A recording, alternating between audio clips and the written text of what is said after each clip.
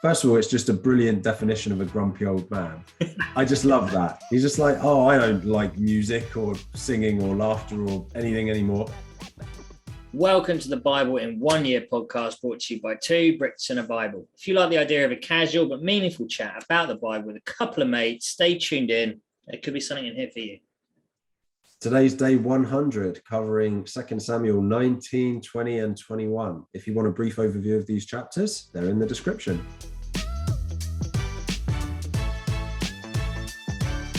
Day 100, dude. Love it. It's the centurion. People watching. I was always on one side of the screen, Bevan was always on the other, and it randomly switched us because I would be like, let's fist bump on the side of the screen, but I don't know whether we're this side or the other side. So we'll do that, and then we'll go reach over and do that. Just that as well. Yeah. This episode is going to put us top and bottom now, isn't it? Yeah. Good sense of humor. But yeah, thank you everyone who have been listening, watching. It means a lot to us. And, you know, whether this is your first episode or you've been here since the beginning, we just want you to read the Bible more. We want you to glorify God through this. Yeah. And that's what we pray for. We were just chatting actually off air a minute, like how we've seen so much growth in each other just through the last 100 days of doing this. And it's been amazing, to be honest with you. I think you get more out of it when you know you have to talk about it. It's like, I better pay attention today because I'm going to have to chat about this in 10 minutes. So yeah, it helps. But so much can be gotten out of this, man. Yeah, I couldn't agree more. I really couldn't. And it's crazy because, you know, some people, I think they might, as Christians, they might check off like, okay, let's read the Bible through once in 1 year at some point, or let's read the Bible generally in my walk. But just keep going, like keep reading. There's so much gold in every verse. It's amazing. That's good.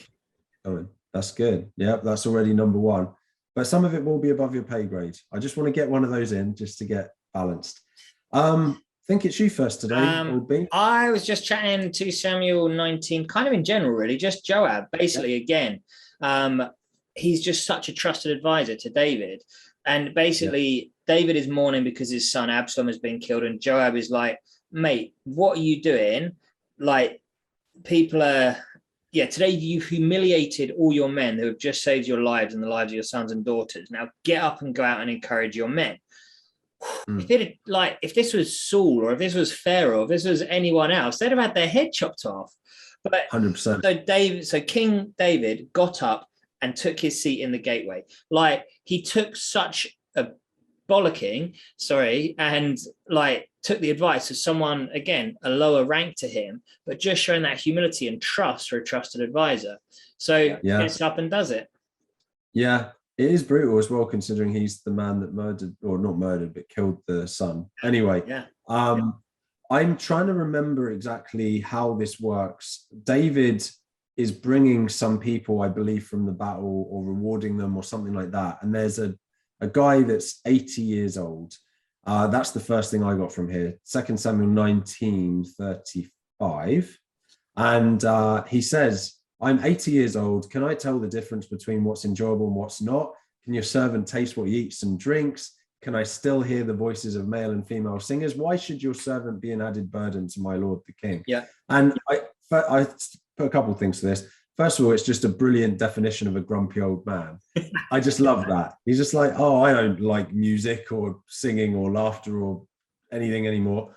But what I also love is making way for the new generation. So he offers up Kimham, a younger guy, to take his place effectively and to take the rewards. I just think that's so inspiring. Like sometimes, you know, older generation doing that for the young, but also just someone who's not necessarily in the position to receive a reward for whatever reason, to be humble and to potentially pass it on to someone who'd get more out of it. Yeah, absolutely. That's really cool, man. Just before we got to that stage in 19, and it's talking about Shimei, who's this dude that was hurling abuse at David previously. Came and was basically trying to apologize to David. Again, at that point, who was it that was saying, Abishai, son of Zeruiah, said, shouldn't Shimei be put to death for this? He cursed the Lord's anointed. But he didn't. And so the king promised him on oath, you shall not die. And for me, that was just forgive others as you would want to be forgiven, as you yourself have been forgiven, which is from the Lord's Prayer, Matthew 6:12. Like, cool. He's chosen to forgive this dude despite the crap that he's taken from him. And like, because he's been forgiven, he knows what it is to be forgiven because God's forgiven him for his sins, and so he can freely forgive others. It's just so biblical. Yeah, and that's so cool. That's so cool. And it actually adds to some, like, another thought about the old man. Probably to get into a position of that rank, he would have been given gifts and given opportunities in his youth. So now he's trying to pay it forward and stuff. Love it. So it links to what you're saying there completely.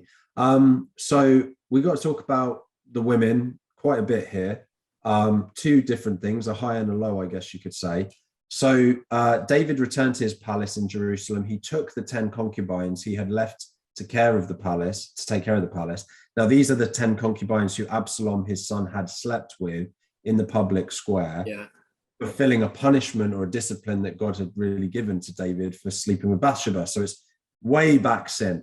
Anyway, they were then provided for, but had no sexual relations with David till the day they died, and they were kept in confinement. And I just said, I feel really sorry for these women. It's not like they had a choice or wanted to, do this with Absalom or whatever. What choice did they really have? But at least they weren't, put to death or anything like that.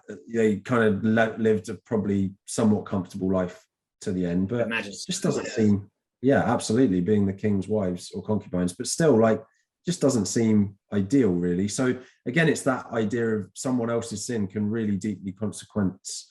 So, like the consequence of sin aren't just to yourself. I just think that's a reminder of that. And then a high point for the women, I would say, go team women. The women went to all the people with wise advice. They cut off the head of Sheba, son of Bichri, and threw it to Joab. I love the fact that so Sheba is the one that's trying to lead a rebellion against David, and it's not some other guy or whatever that kills him. It's them, and they don't just kill him; they cut his head off and throw it to Joab. Yeah, like, this is some pretty intense stuff. Yeah, I pulled the same thing out of it that I've just been chatting about, of David listening to Joab. Actually, Joab, a wise woman yells from the city, listen, tell Joab to come here so I can speak to him. He went towards her and she asked, are you Joab? I am. And she says, listen. So he says, I'm listening. Like, he is willing to take advice from people so far beneath him, and show discernment within that as well, knowing that she's wise. It reminds me of a Blackadder sketch, but I won't go into that right now. I'm chuckling in my head. The wise woman. Love it. I wish I could relate. You'll have to share it with me afterwards.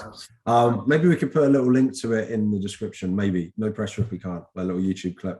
Anyway, on to less fun things. So the Gibeonites ask for justice and on Saul, and Saul's obviously dead for a long time, so Saul's descendants. Mm-hmm. So David prays on this and ends up concluding that it's best to give 7 of the descendants of Saul to the Gibeonites, and they're put to death, and this is an atonement so that there can be sort of healing from past sin that Saul did. And again, it's kind of deal.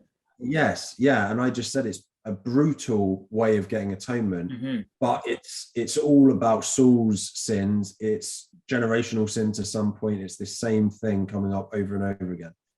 Sin doesn't just affect you. So absolutely. I had it written down all on that point. Like, it's showing that David is a fair ruler. He's ruling with fair scales, which it talks about way back in the Old Testament, saying, what do you want me to do for you? And they answer him, and so he's like, okay, I'll do it, basically.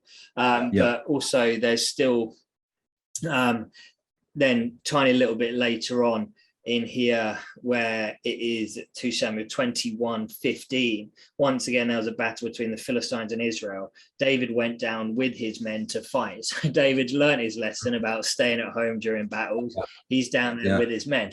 That's awesome. One very quick thing, the Philistines are described as having 6 fingers on each hand and 6 toes on each foot, and descended from Rapha. Nice.